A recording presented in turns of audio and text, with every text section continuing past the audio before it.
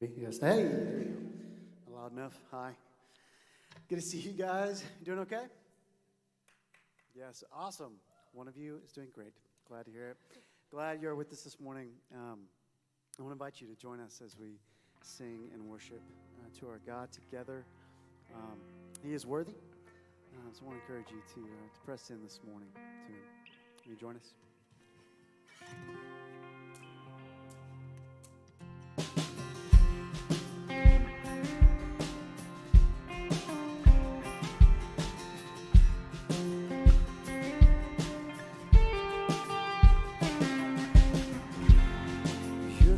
In the sunrise, you're the sparrow's song, the full moon on a dark night, and the hope of dawn.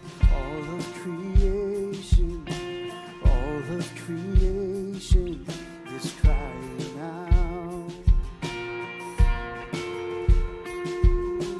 All of creation is crying out. There's no one like you, Lord. There's no one like you, Lord. There is no one. There's no one like you, Lord.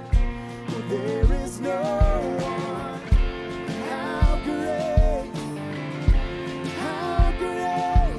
you are.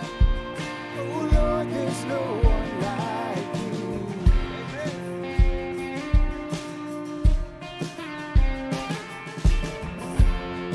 You're the stream in the desert.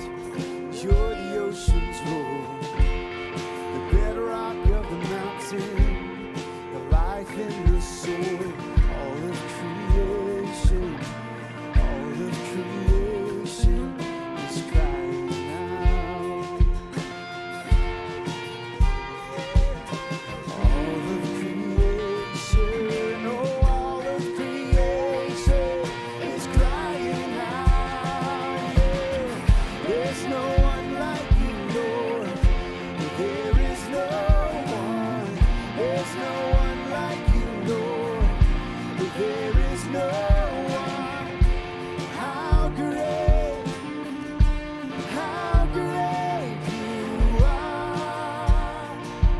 Oh, Lord, there's no one like you. And there never was, and there never ever will be. You alone are holy. Oh God, you get the glory. There's no other name that could ever be as worthy. You alone are holy. Oh God, you get the glory. There's no one like you, Lord. There's no one like you, Lord. There is no one. How great you are. Lord, there's no one like you.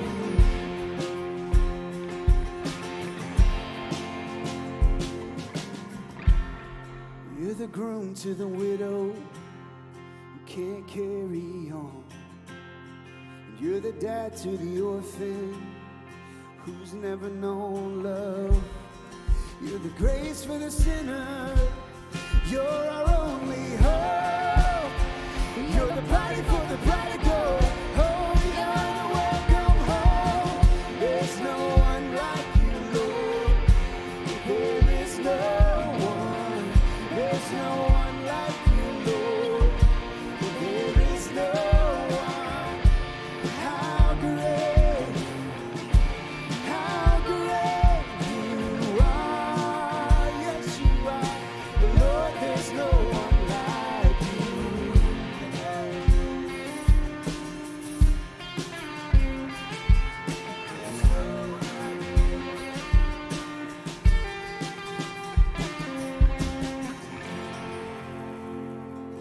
Amen. You guys sound good this morning. Can I have a seat?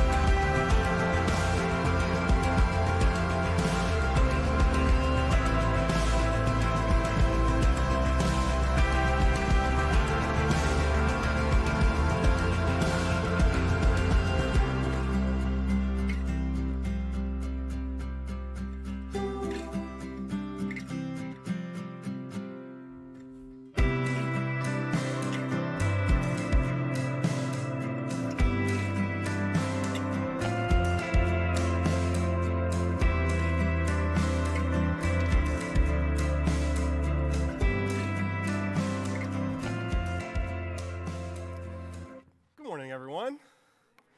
So glad to see you all this morning. It's cool in here. That's positive, because it is very hot outside. And I have reverse SAD, seasonal affective disorder, usually for the winter. I get it in the summer every year. Does anybody else have that? Are you with me? Yes, got some. It is horrible, yes. But we're going to get through it, because we're going to be in it together, and we're going to fan each other. That's what these are for. That's not true. These are connection cards, so that's a perfect segue. If this is your first time here at Restore and you're looking to get more connected, the easiest way to do that is to fill out this little connect card on the bottom. There's a QR code. You can also do it online. All of these tomorrow or Tuesday will go to me, and I'll either email you or text you, whatever you put on there, and I would love to get coffee with you. Hear your story, answer any questions you have about our church. We always say this is not like for us to interview you, are you kind of worthy of being a part of the church? It's for you to be able to interview us and say, is this a place where I can find a home and I can belong and I can connect and all of that kind of stuff? Because we realize finding a church is difficult, especially if you've got some church baggage or something in the background. And so we want you to really be able to vet us and ask any questions. We're open books. Would love for you to be able to do that, and we can do a Zoom, we can do coffee, whatever you want. Just love to connect, and I can get you all the information that you put on there as well.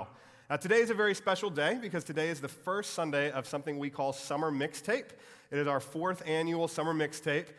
This is our group of speakers. So Summer Mixtape is all about diverse voices about diverse topics. So the idea of a mixtape, right? When you get an album, it's a bunch of songs by the same artist, right? But a mixtape is a bunch of songs by different artists, right? And so the idea of a mixtape in the summer for us is a bunch of diverse voices talking about diverse topics. And so you can see all of the different folks up there. We're going to have conversations about marriage, about parenting, about deconstruction, about the intersection of art and faith.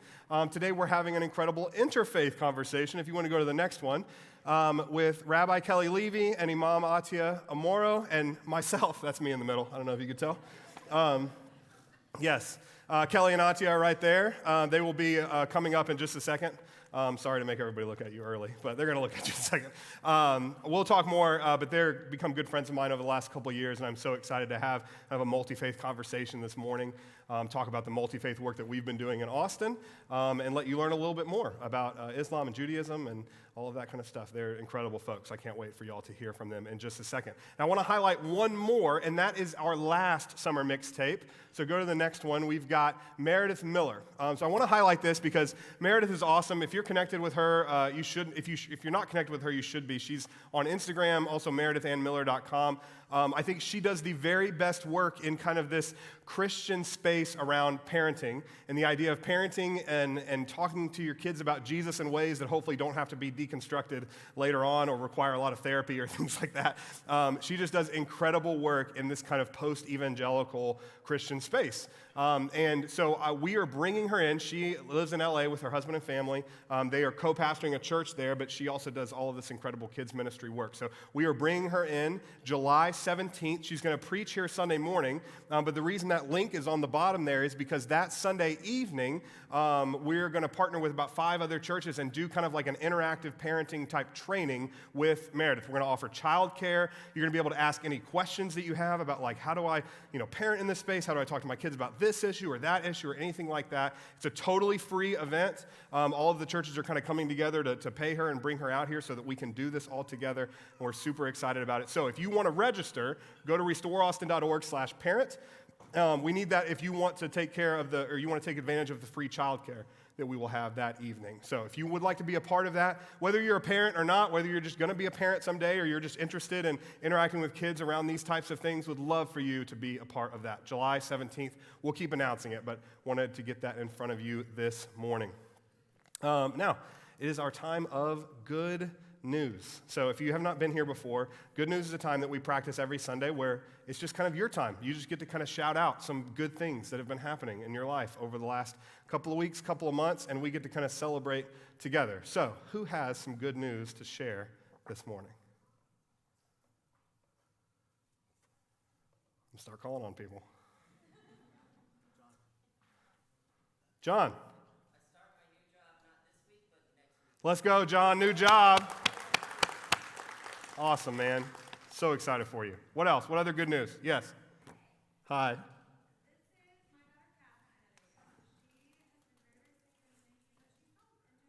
Let's go, Catherine.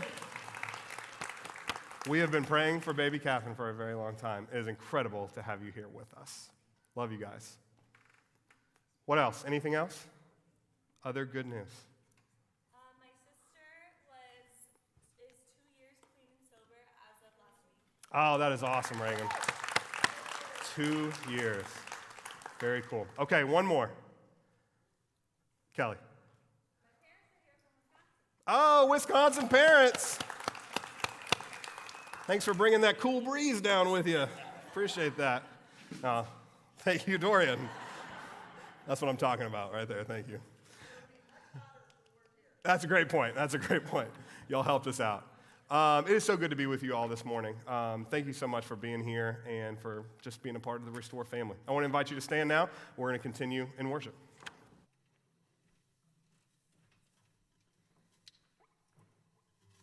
We got lots of dad jokes here at Restore. I'll spare you any. But I just want us to remember this time as we continue to share the good news to one another as we sing. This time is not just about singing some songs or reading some words off a screen, though it may seem on the surface to be that. It's more. Yeah, it's about connecting with our Father who hears us. Our songs, our melodies don't just resound in this room, reverberate in here, but they reach his ears in heaven. So I want to encourage you this morning to lean in to what we have to sing, what we have to believe about our God. And if you're here with us and maybe you're not quite sure about God or faith or Christianity or whatever, maybe, don't feel weird if you're not singing. Totally okay. Good. And maybe it's just time to reflect and to pray, maybe. I just want to invite everyone together, for us as the body of Christ together, to lean in to him this morning. We made it. We're here. Let's use the time that we have. Will you pray with me? Lord, thank you so much for this morning. God, thank you for your presence here. And God, I pray that you impress upon our hearts your nearness to us. God, as we sing about your goodness, about your love and your mercy, Lord, about who you are, I pray that you would lift up our spirits. God, that our hearts be drawn to you, God, and you would encourage us as we do so. We love you. It's in your name.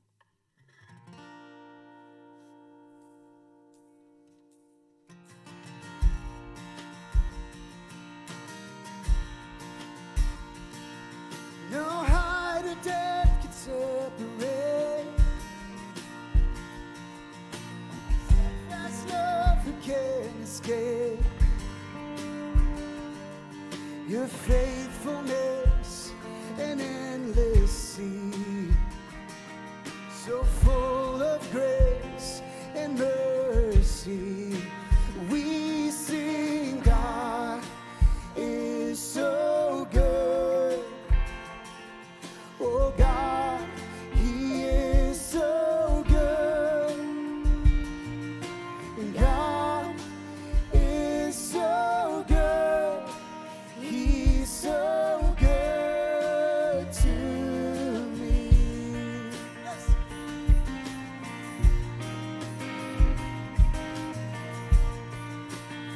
I want to sing about the freedom we have in him. And haunted by the past no more. My innocence has been restored. Forgiveness flows from your veins. Your kindness shown in all your ways. We sing, God, he is so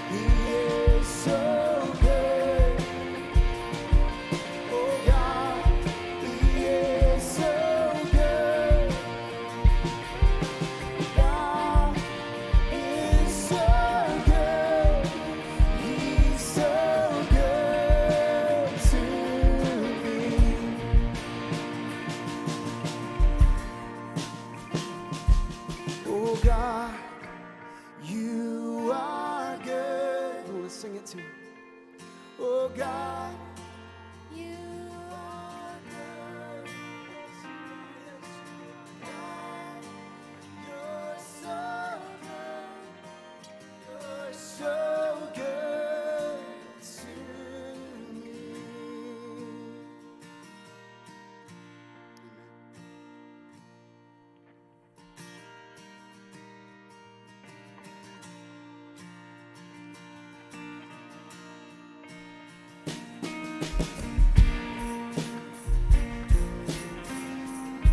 Well, let's sing about his presence with us. It never ends. He's always with us. My heart is heavy and tired in this valley. Mountains grow higher and higher, but I can't find you. I'll keep lifting my eyes. I know you're with me.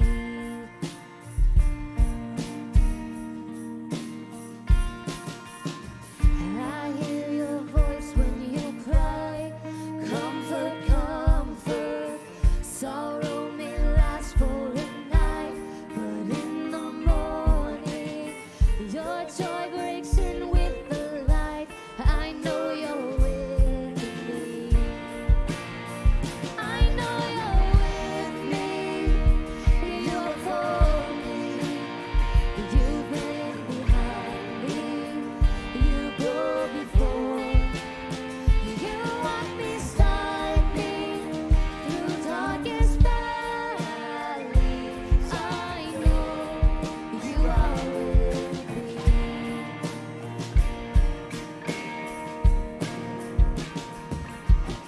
You healing me here where it's dry, out in this desert. You bring these bones back to life. You put together. You sing a song of life. I know you're with me. I know you're with me. You're for me. You've been behind me. You go before. You walk beside me through darkest valleys. I know you are with me.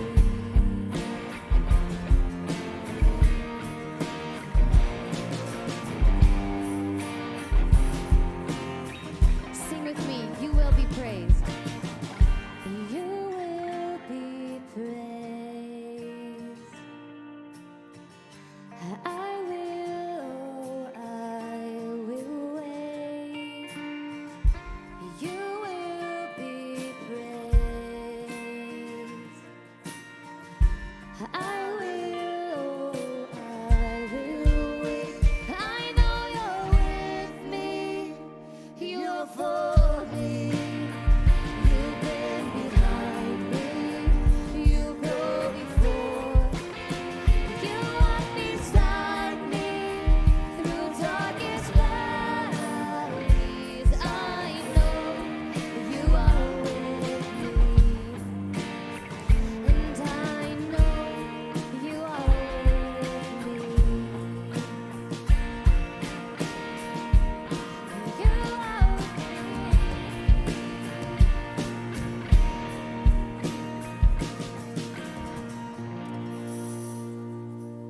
Amen. He's always with us. He's always with us because of his deep, deep love for us. It never fails and never ends. Amen. Sing with us.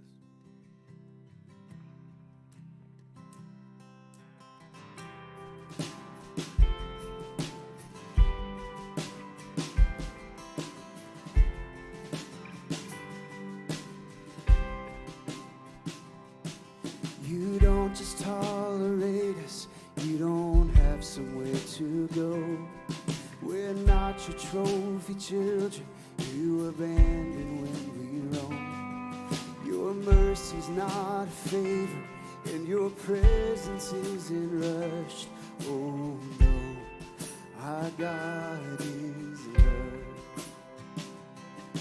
The cross was not a vehicle for you to finally care. When I look upon your character, your grace was always there. Acceptance not withheld from us, no need to measure up. Oh no, our God is love. Come on, sing it. His arms are open for all to gather here. The cross has spoken. There's nothing left to fear. Once and for all he showed how far his grace will go for us. Our God is love.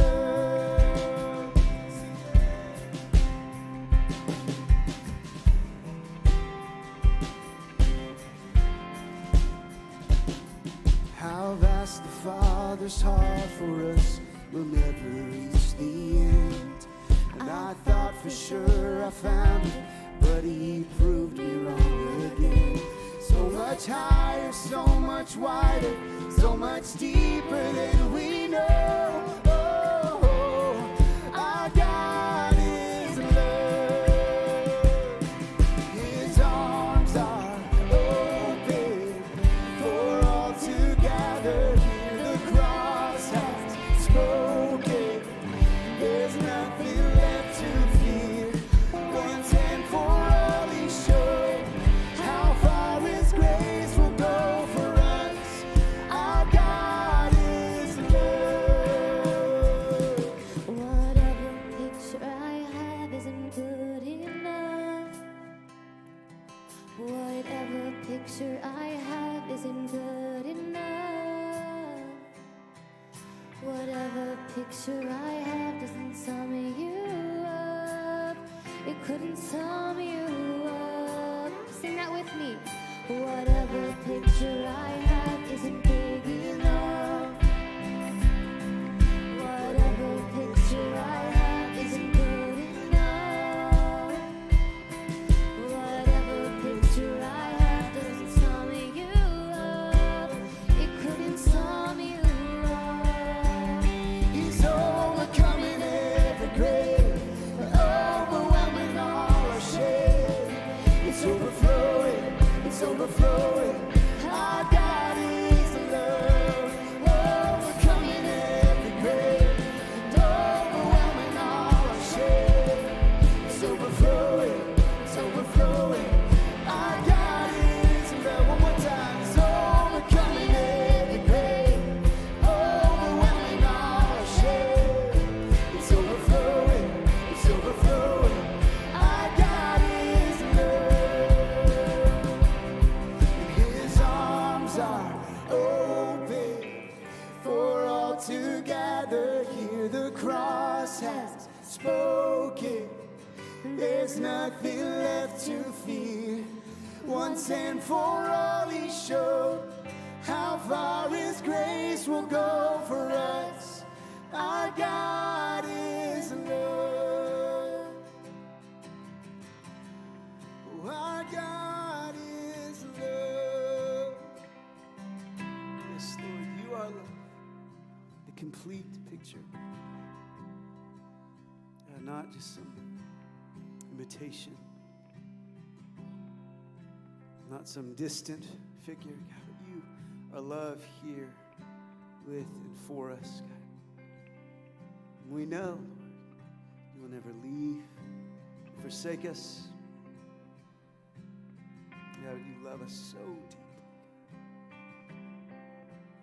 So I pray this morning that we would feel that, we would know that, trust that, God, that your love for all people is so powerful, God, it can change stories, change histories, God, it can change all that we are. Lord, so we thank you, God, for you and your infinite love, your mercy and your wisdom. God, made a way for us to be with you, to rest in peace in your love. And I pray that we would know that more and more every day. Lord, as we open our hearts and our ears this morning, I pray that you would fill us with your love, God. We might give it away to all people. I pray for our conversation, Lord, that be fruitful, just beautiful. We love you, God. It's in your name we pray. Amen. You guys can have a seat.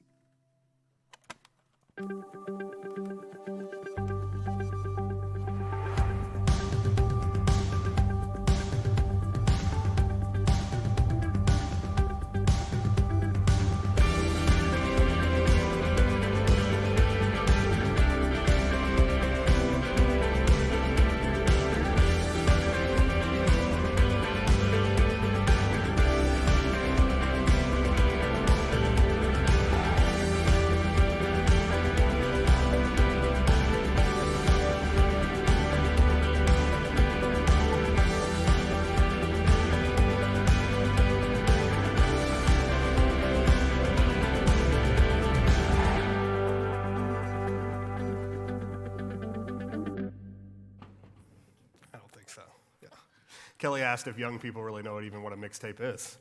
I don't know, probably not. Yeah, I used to have to make them on tapes. And you would record everything from the radio. Yeah. I actually did. My first mixtape was the Mighty Ducks at the end. You know, like when the credits roll, it has the full Queen song, and I would just take my Walkman and turn the TV up really loud and record it onto a cassette tape. Attia, did you do that? Unfortunately, I loved music when I was young, but... We can do it for you now, though. Yeah, well, I'm going to make a mixtape. We're going to make a mixtape for each other. These are my friends, Kelly and Attia, and I'm so excited. We all just give them a round of applause for being with us this morning. This is not a normal work day for them, so yeah. But they both walked in and were like, so we're going to do your job for you this morning, aren't we? Isn't that nice? So I'll have to return the favor at some point. But I want to give a little bit of background on how we all got connected. So we work together with a group called the Multi-Faith Neighbors Network. MFNN is kind of the acronym. You can get more info about them at mfnn.org if you ever want to look them up. But the Multi-Faith Neighbors Network is in 20 major cities across the U.S. and in a ton of different countries across the world. And here's kind of what they say about themselves. The Multi-Faith Neighbors Network builds mutual trust and respect among faith leaders through civic engagement, authentic relationships, and honest dialogue, leading to resilient, compassionate, and flourishing communities. Communities that are more interconnected and resilient to hate, violence, and polarization. So that's the goal of the Multi-Faith Neighbors Network, and it has been such an honor to be a part of. And so what they do in these 20 cities across the country is that they try to find a pastor, a rabbi, and an imam to come together and to become friends. And to be the start of a joke. That's right. And then to start hanging out, to become friends, and then, hopefully bring their congregations together, bring fellow clergy together to do important kind of multi-faith work all over the city. And so we've been able to do some really cool things together already in just the short time, even during COVID. We came together to pack a bunch of refugee boxes for Afghan refugees coming to Austin.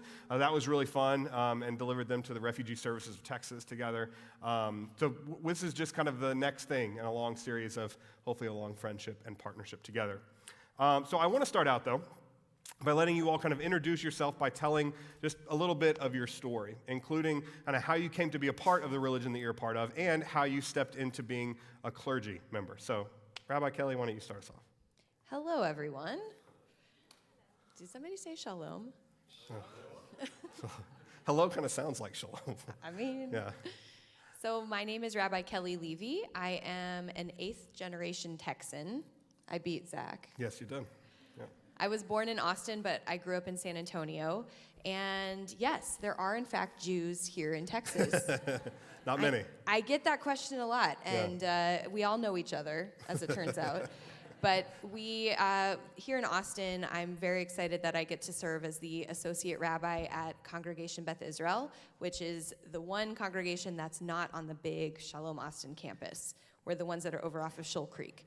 So you're always welcome to come say hi. And I, as far back as I can tell, am at least a 6th generation Reform Jew. So my family has been Jewish for a very long time. And my family, before coming to Texas, actually came over from Europe, mostly in the Polish and Alsace-Lorraine, that kind of area. But we've been in Texas for so long, I just think I'm Texan at this point. But I started my rabbinate in 2014 when I was ordained from the Hebrew Union College Jewish Institute of Religion in New York City, and started for the first 4 years in Rochester, New York. So yeah, it's not as hot there, but it's very cold. And then came to Austin in 2018 and have been here since then. What was the other part of the question? I think you nailed it. That was how you became part of your religion and clergy. Yeah, that's it. Yeah. What is kind of involved in becoming a rabbi? That's a great question. It depends on who you ask, but I'll tell you from my perspective. So I did have to attend undergrad, so I went to Texas Tech. So anybody out there, Raiders? Oh my God, that's crazy. That never happens. Yeah. I know. Yeah, I know. But still, there are Raiders everywhere. So I got my undergrad in psychology and then went to rabbinical school, which is a 5-year program. We spend the first year living in Jerusalem. So I actually graduated from college early, lived in Israel for 6 months, came back to Texas for a year, and then went back to Jerusalem for a full year, and then moved to New York City for 4 years to finish up my ordination. Amazing. Yeah, we all joke because they have pretty extensive requirements to become clergy in their respective religions. And they're always like, well, how do you become a pastor? I'm like, you just be like, I'm a pastor, and then you're one. Says a lot about you, Zach. I have done seminary and a bunch of other things and ordination, things like that. But in reality, yeah, you can just kind of be like, no, I'm one. Yeah, mark me down. Okay. Well, Attia's story is much more interesting. Yes, Attia, tell us about you. Right, good morning, everyone. Thank you, Zach, for the invitation. Thank you to the community for welcoming us here. You said you're 8th generation Texan, Zach? I think 5th, 4th, something like that, yeah. So I don't know what do I count like, because I was born in Egypt, so do I count as first generation Texan now? I don't know if it counts, but maybe my children will count. So there you go. Yeah. I have 2 children. So yes, I was born and raised in Egypt, spent all my life up to high school in a very small village on the Mediterranean in Egypt, before moving to Cairo, where I lived for about 10 years, went to school. Zach is right, it's very tough to be an imam. You know, I mean, it's changing. A lot of people are just like becoming imams without much qualification.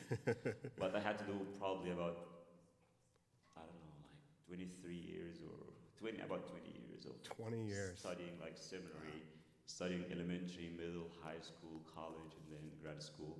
So it's like the path is very long. And the pay is not that much. We've all got that in common, though. That's something we share, yeah.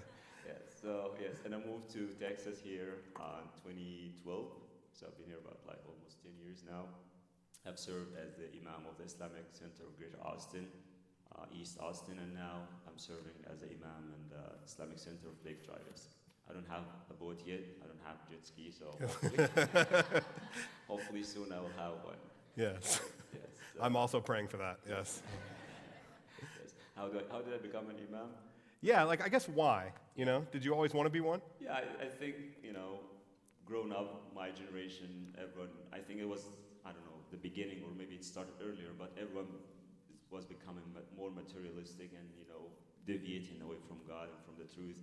So I found it like, I always hold my colleague in the school and my neighbors and, youth in our network. I play soccer hopefully every week, but in Egyptian style. When Egyptian style, Arab style of playing soccer is weird because we play mostly, at least my group, we play from 11 midnight all the way until 2 a.m. So wow. I played soccer last night until 3 But that's when it's not hot, so that that's makes true, sense. Yeah, gosh.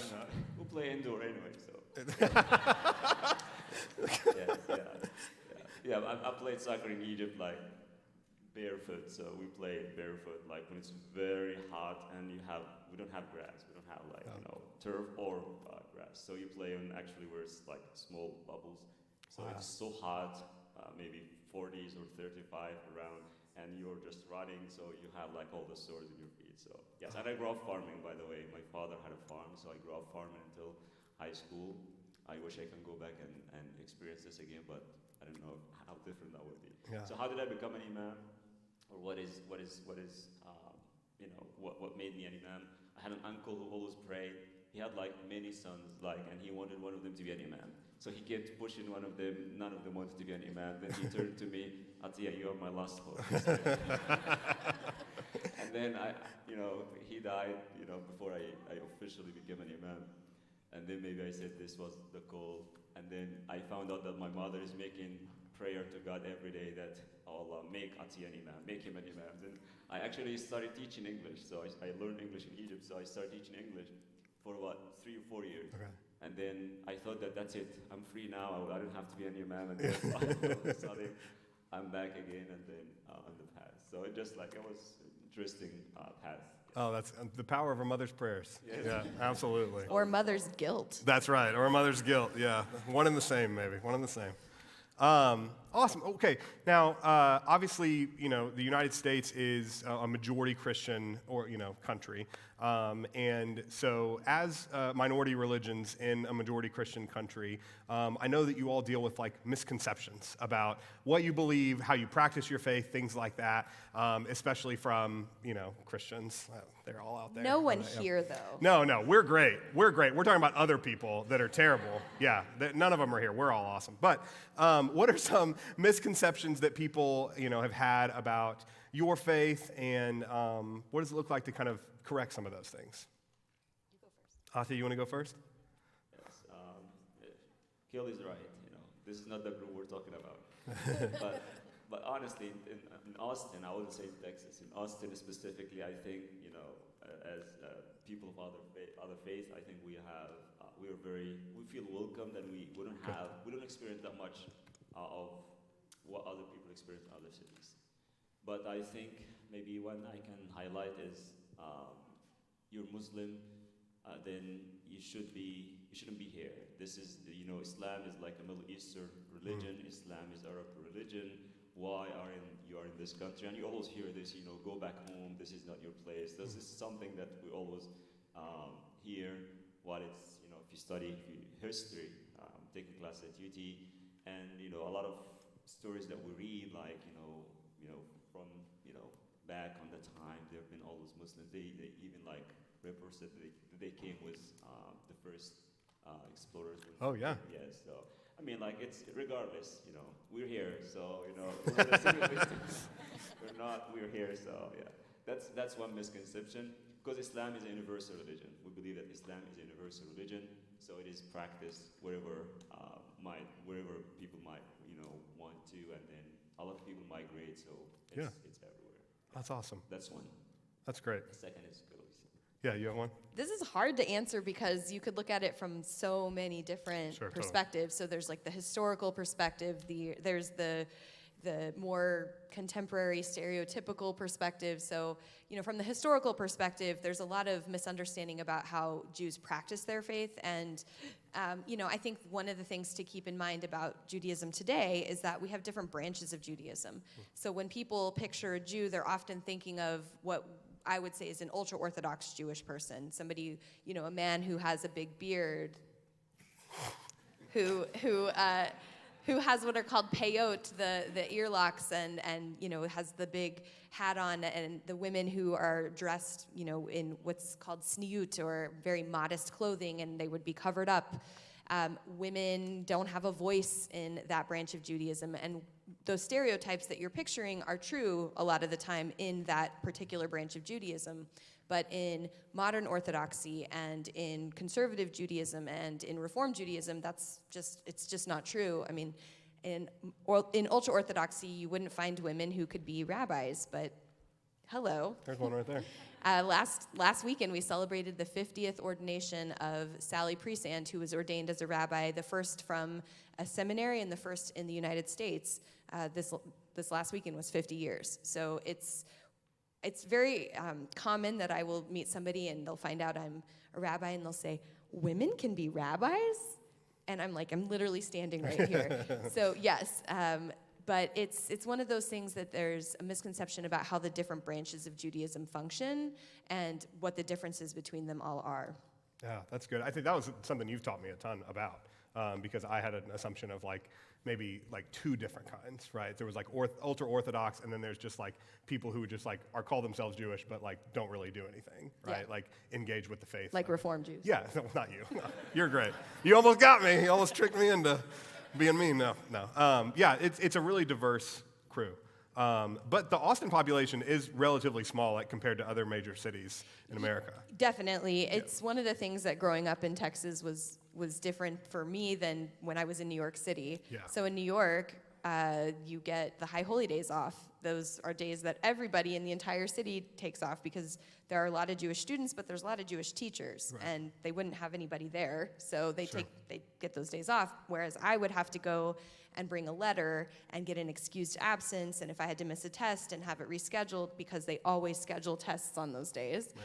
And it was always something that you had to fight for, whereas it was just a given in other parts of the country. Yeah. So the Jewish population in Texas is bigger than you might think, but it's still nothing compared to California, New York, even Florida. A lot of Jews in Florida. A lot. They're all old, though. Okay, that's all people in Florida are old. Yeah, true. Yeah, I don't know if that's true or not, but it feels like it. It feels like it's true. Yeah, that's awesome. I think, that's something that like I would never think about, right? Like we get all of our holy days off, right? Like I mean, I get yours too, Yeah, just to that's be nice. fair. we get rodeo days off here in Texas. That's yeah. nice. I grew up in San Antonio. We had Fiesta. That's right. You It's get the all best. that kind of stuff. Okay, I want to ask you guys about what's the most kind of spiritual, intimate encounter with God that you've had, right? Like, and kind of where were you? What were the circumstances around it? What did you feel? What was happening? Was it inside of a religious service, or was it somewhere out in nature? Or how did that happen? Attia, would you start us off? Yeah, there's so many of them, but maybe I think that the one that I really felt closest to God was in high school. My father passed away when I was in the last year in high school. And if you don't know the system in Egypt, the education system in Egypt, that if you fail one subject, your GPA is just like, all school. So, and there is no second chance. You got one chance in the third year, which is the 12th grade, Okay. one shot to take your exams and to, that's all your GPA that will determine the rest of your life, because it determines what college you go to and so on. So I had a test that I was taking, and I was really sick, and it was an oral test, and usually it was about recitation, Quran recitation. It was like something about this. And then those who were testing us, they were not happy. They test us in pairs. So my partner, they didn't like him for, I don't know what he did. He did something before the session, so he did something really bad. And as soon as they saw him, they thought that we are together. I didn't get to choose my partner. I think they do like certain numbers. So as soon as they saw him, they said, you guys are gonna get ready to study for the summer. Because if you fail one subject, you have a chance in the summer to take it. If you pass the summer session, you're good. If not, then you repeat the entire year again. Wow. So yes, all subjects, all those that you pass, then you have to repeat them again. Wow. So it's like, okay. And then they started just like asking the toughest questions. They just, if a tester wants to fail you, Yeah. they can make it happen.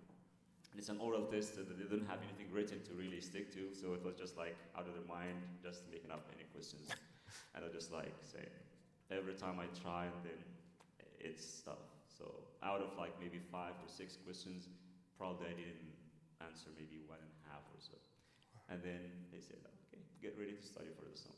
I said, I will. And then I left, and then I thought literally, it's like as I felt that they have already put like a failing grade. Probably I've seen something, I'm not very sure, but I felt like they already put a failing grade. I went home and I said, you know what, I don't care. They already, put the score, and maybe they submitted it to the school district, and I think it's done with, but I think God can make it. And this was going in my head, I don't care. God can make it happen. God can make someone make a mistake, those who are entering the grades will change it, God can make it happen somehow. And I prayed and I prayed. At this time, I really felt like when you feel hopeless, I think that's sometimes, that's the closest we get to God. Absolutely. You are detaching yourself from everything that could help you, and you're saying, there's no one else. We're saying how good God is and how great He is, and He is sufficient. And all these good things we hear about God is true. At this time, I really felt it, and that was like, I think the spiritual high that I don't think I've ever experienced it again, because we're always like in a situation we can manage our life to a certain extent. Yeah. And I passed the subject. I don't know how. I just passed it. Maybe they felt sorry for you and me. I don't know what happened, but I did pass, the subject, and it's something I always remember. That's an amazing story. Yeah. Thank you for sharing that. My, Y'all can clap. That's great. yeah, Mazal Tov on passing. Good job. My story's a little sadder than that, but so when I was in college in my junior year, my grandmother, my mom's mom, had been very, very sick for many years. She had had different types of cancer, and they had metastasized, and she was clearly not going to make it. And so she lived out in Arizona, and during our winter break, so junior year, my mom and brother and sister and I drove from San Antonio overnight to Arizona to be with her. And we were there for, I think, 3 or 4 days. And she was in and out of lucidity. And this was before I had any pastoral care training and before I had spent time with people who were ill. And I actually spent my final year of rabbinical school in palliative care. So I spent a lot of time with people who were in this moment in their life. And this was before all of that. So I didn't understand what she was going through. But her lucidity was really, it was not good the whole time we were there. She would do things like, oh, I'm climbing a ladder, or, oh, she wasn't with us. She didn't really know who we were. And then the morning that we were saying goodbye, we knew that we were saying goodbye, that we were not just saying, see you next time. We were saying, we love you so much, and, you're the one that we will remember forever and always. And despite having been completely out of it for days, in that moment, she suddenly became so lucid, and she became very aware of why we were saying goodbye to her. Wow. And it was as though somebody, something, some divine entity was giving her that moment with us. And it was just the three, me, my brother, and my sister, in the room with her. And she was crying, and we were crying because we knew that we were getting to say those final important words to one another. And so in that moment, I felt absolutely clear, and I felt like that God was there with us, making sure that we could have that conversation. And it's a moment that I will carry with me forever and always, and know that in those moments, like Attia said, that when you need God, when you need that support, they're there. Oh, that's beautiful. I'm thinking about mine, and I've told this story here before, but it's been years. My oldest son, Judah, who's 7 now, right after we moved here, we were kind of getting everything started to get the church off the ground, and we were doing like kind of preview Sundays, like monthly gatherings before we started weekly. And the Sunday of our last gathering, he ends up having this grand mal seizure and passes out, and we thought he had passed away. And I remember we were in the 3rd floor of this 1-bedroom apartment, and we were around the corner from a fire station, so I didn't even know what to do. It was like I felt like I could get him to the fire station quicker than even 911, so I carry him down, and he was lifeless in my arms, and we would drive as fast as he can to the fire station and hand him, we were honking, the firemen come out and tell him what's going on, and I kind of hand him over, and I remember just collapsing on the floor of the fire station and just weeping, and felt almost like literal arms around me from God's presence in that moment. And I think about how we share we've talked at lunch numerous times and one-on-one that we believe different things about a myriad of things, right? But the fact that we've all experienced the intimacy of God in moments of helplessness and desperation, I think is a really cool, beautiful uniting factor for all of us. Another thing that we talk about a lot that unites us is the hope, and MFNN talks about this a lot, right? The hope to push back against kind of hate and violence and religious persecution and pro-religious freedom for all people and things like that. And so I want to ask you guys about something that I know has been difficult for both of you. It's it's unbelievable that this is true, but I think that is me saying that from a fairly privileged perspective. But both of you and your congregations have actually endured hateful attacks from people claiming to be Christians just since we've known each other, right? And so could you each talk about that, what happened, how you were kind of made to feel, and then how Christians, especially like us, can do better to like support, call out things in our own circles, stuff like that. Kelly, would you go first? So on October 31st, we received notification that the Austin Fire Department was at my congregation. They sent out a tweet with a photo of our sanctuary doors, and I was actually getting ready for bed. I had just taken some sleeping pills. And my friend, who's also a congregant, sent the tweet to me and said, "Oh my God, is this CBI?" And I said, "What?" And because nobody had been notified, nobody knew what was going on. And I called the president of the congregation. One other thing to note was that on October 1st, we actually fired our executive director for a lot of things. But so our president was really serving as the ED at the time as well. So I called her and I said, "Hey, what's going on?" And she says, "I have no idea what you're talking about," because she hadn't been notified either. Wow. And she had also just taken some sleeping pills. Gosh, yeah. Jews don't sleep well. So I was thinking, I don't know what I'm supposed to do in this moment, but she got her husband to drive her down, and they got to the temple, and it turns out that an 18-year-old who was studying at Texas State had come to our congregation, and he took some accelerant and poured it all over the doors of our sanctuary, which are wooden, and took a brick and threw it through our stained glass windows that are above the door, and he lit a roll of toilet paper, of all things, on fire and put it on the door and lit the doors on fire. Now, there are a couple things to note about this situation. One, we are very fortunate that our building is primarily concrete. So other than the doors being on fire, the fire couldn't spread. The other thing that's important is he also had put accelerant under the door so that it would go inside on the floor. That floor had previously been carpet, but it had been refurbished and renovated to be a marble floor. Now, had it been carpet, it would have been a much different situation. So the fire was mostly contained to the doors, but because of him throwing the brick through the stained glass windows, the smoke damage was fairly excessive into the building and into our sanctuary. We are fortunate to be recipients of 2 different Department of Homeland Security grants, and so we had been able to update our video camera footage and just all the different things that you need to do in a moment like this.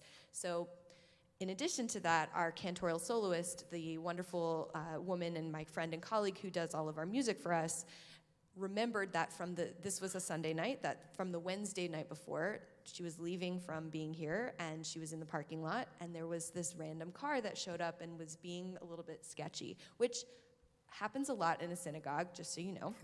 And she remembered watching him, seeing him drive in a very strange way, and she waited until he left the parking lot, but she remembered this. So after the fire had happened, they saw the footage, they had a pretty good idea of what his car looked like, but because she remembered this, they were able to go back to the footage from Wednesday and get a really clear shot of his car and the license plate and his face. Because when he did the fire, he wore a bandana over his face. So all of this is to say, sorry, this is a long story. You're doing great. He did get caught about a week and a half after the fire because of all of this wonderful footage that we had.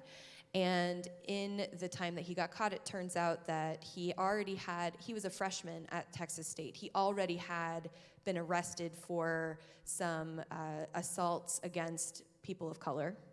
So he clearly has a history in his very brief time. And he has been indicted on 3 different crimes, but one of them is specifically a hate crime because it is a hate crime. And he's currently being, they're assessing to see if he's competent to stand trial, which I've learned a lot of legal things I didn't want to know about this.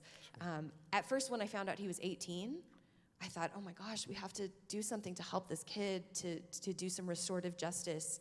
I don't want this kid's life to be ruined because he did this terrible thing because he was so ignorant. But as we've uncovered and investigated and found out more about who he is, I'm sad to say that I don't think there is going to be any restorative justice for him. I don't think that I think that he will go to a federal prison. He will probably go to prison for about 50 years. He is not going to meet anybody there who's going to help this situation. Yeah. So we are still dealing with this. We have to close our sanctuary permanently until we're able to fully repair it. So there was some minor fire damage, excessive smoke damage, but the bigger issue is the deferred maintenance on our building, which was built in the 1960s. So there is asbestos that we're going to have to remediate, and there are some other structural issues with the building itself. So in the meantime, we can't be in our sanctuary. We have to close it until we're able to fully repair it. We are using our auditorium space for our sanctuary, and it's not great. It works as best as we possibly can. But in the meantime, we're going to be out of our sanctuary for at least the next few years. We are grateful that our friends over at St. Matthew's Episcopal, yes, are going to lend us their space for the High Holy Days in the fall. And we said, how much will the rental fee be? Because that's what we do. And they said, oh, no, this is friends helping friends. So when you ask the question, what can Christians do, it's to call things like this out, to make people aware that this is a thing that happened. Because after the Colleyville situation happened, where my friend and colleague, Rabbi Charlie Citron Walker, was held for 10 hours, people knew all about that, but they didn't know about the fire at my congregation. Sure. And so I think people need to know that this is a thing that happened, to be able to speak out and say that this is not what Christianity is about, this is not what humanity is about, and to step up when you can and help each other out.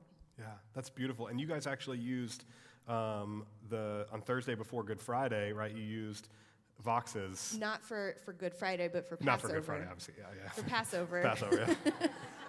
You're not into Good Friday, I get that. No, so our friend, Pastor Waylon Lee, he was so wonderful to let us use the space over at Vesper for our second night community Passover Seder. Yeah.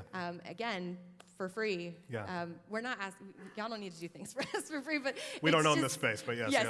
But, we were happy to do anything else. It's very sweet and kind to know that people, and the other thing is, this is so crazy, but after the fire, a lot of people did hear about it.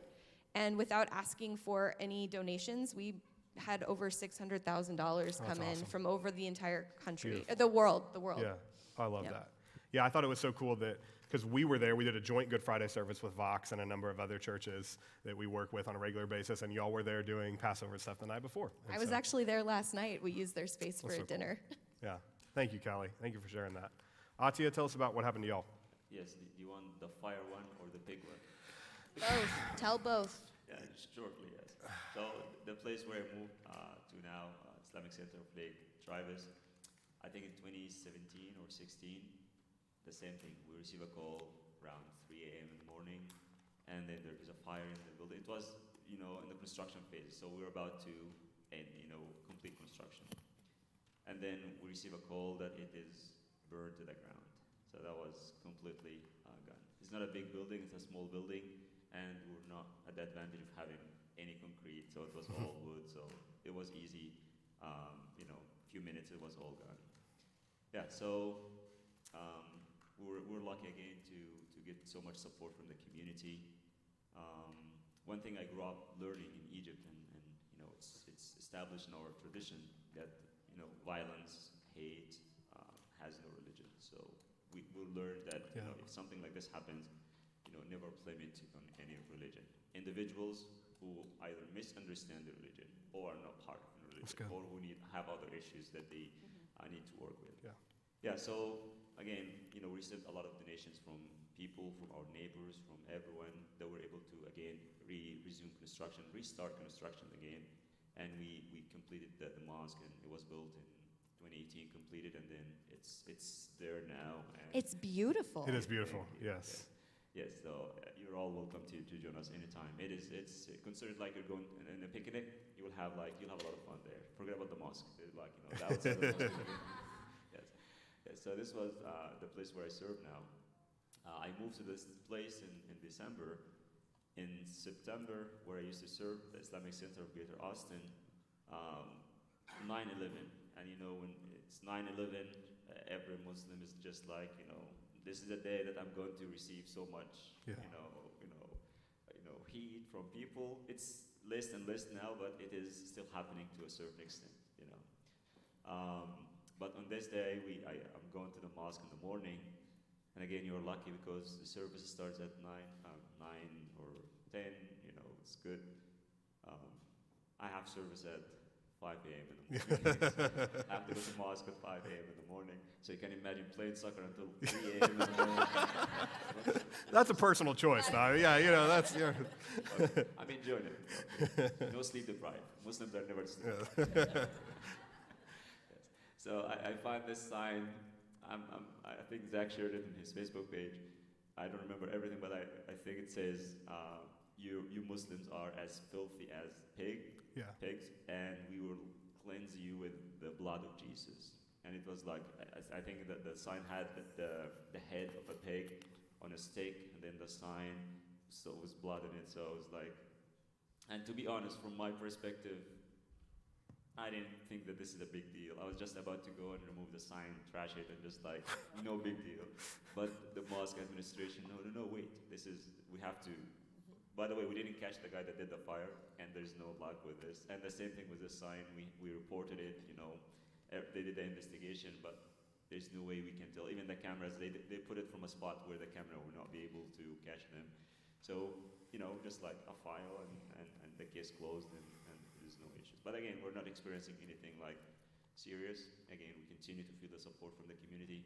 Something like this happens, we know that it is someone, who does not belong to any faith, true faith. That's what we believe in. I mean, I think it's something that a lot of Christians don't realize, that part of our annual budget is security, because we have to have security for every single event we do.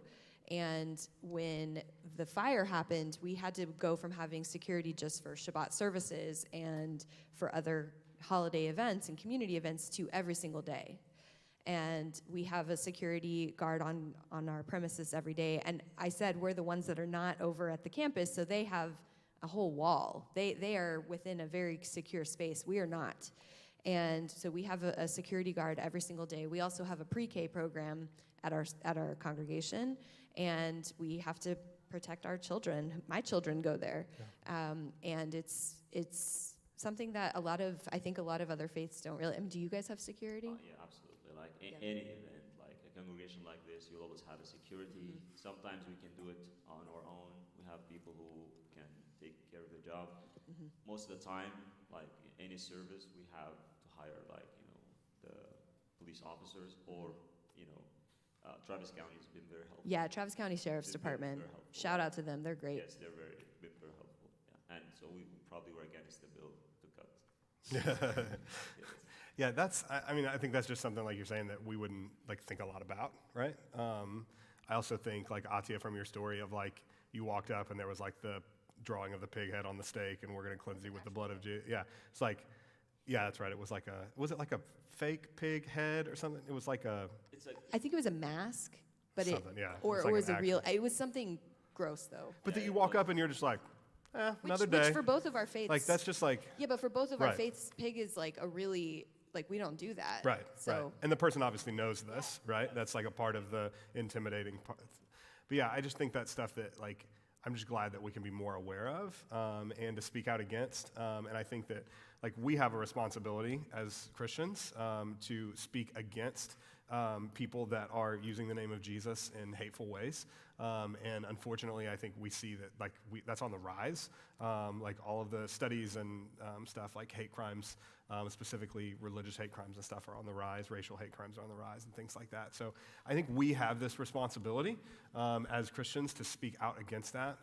And I hope that today is a part of putting a lovely, sweet face on your intention and need to speak out against that. And I think that's been such a huge I mean, I think I've always been like against violence and religious persecution and things like that, right? But it was different when these two things happened, and I was like, these didn't just happen to like a Jewish neighbor or a Muslim neighbor, like these happened to my friends, right? And that's like a whole different thing. And so I hope that that's a long-term part of not just us being friends, but that our churches and congregations and people can become friends and connect with each other. And that's what our community actually feels like, when something happens, we know we have friends who can help us, who can protect us. So we do feel that friendship, Good. And all community members, they actually feel it. Good. I hope that you know that you can always call and we'll always be around. I have your number. You do, yeah.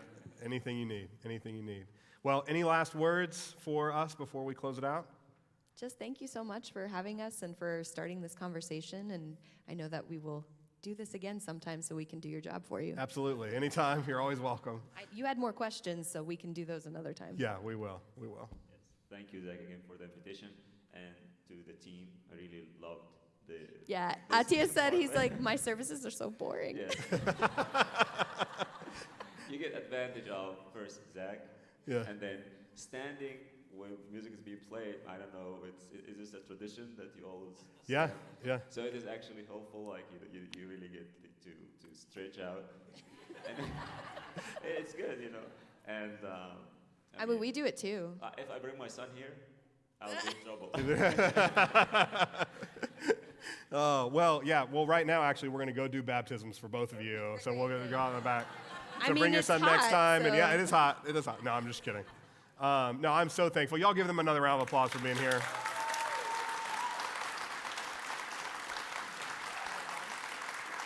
I'm about to end it. Yeah, so we'll hang out up here for a couple of minutes afterwards. If you want to just say hi to either of them or to me, you can say hi to me too if you'd like. Please don't berate them with a million questions, but if you have a quick question or something, that's totally fine. They're so kind and generous with their time. So we'll be up here if you want to do that. But thank you so much for being here. It's a great kickoff to Summer Mixtape. I hope we have an awesome rest of these 5 weeks. So hope to see you next week. Bye.